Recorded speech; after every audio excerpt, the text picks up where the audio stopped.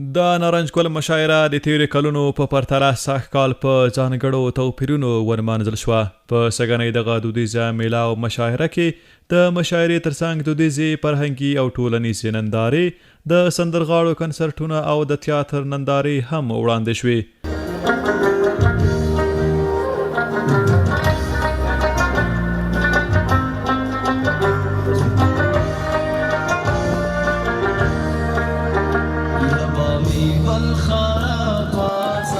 لبامي بالخاطر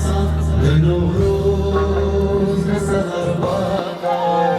لنوروز نسهر بادا وصل لنا إشراقوكا وصل لنا إشراقوكا لزار أم البلاد لزار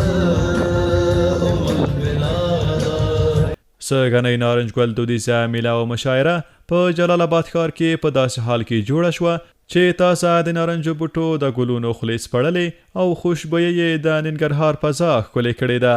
دغه میله او مشاعره هر کال د پسرلي موسم د لومړۍ میاشتې په لومړیو شپو ورځو کې جوړیږي چې پر ننګرهار سربیره د نورو ولایتونو او کوزې پښتونخوا شاعران، لیکوالان، فرهنګیان، د شعر مینوال او سلګونه ځایي خلک هم پکې ګډون کوي. بېوسي ده،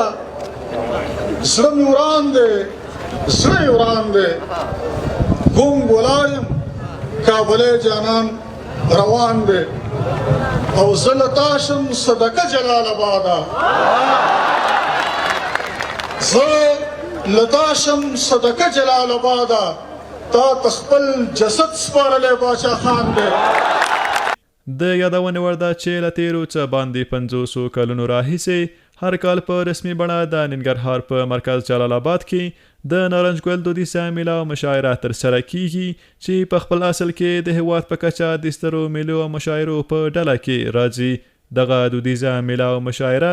د تیرو کلونو په خلاف ساګ د باچا خان په مزار کې ترسره شوه او سږ کال تر ډیره د مشاعرې تمرکز د جګړې پر پای او هیواد ته د سولې پر راګرځېدو څرخېده.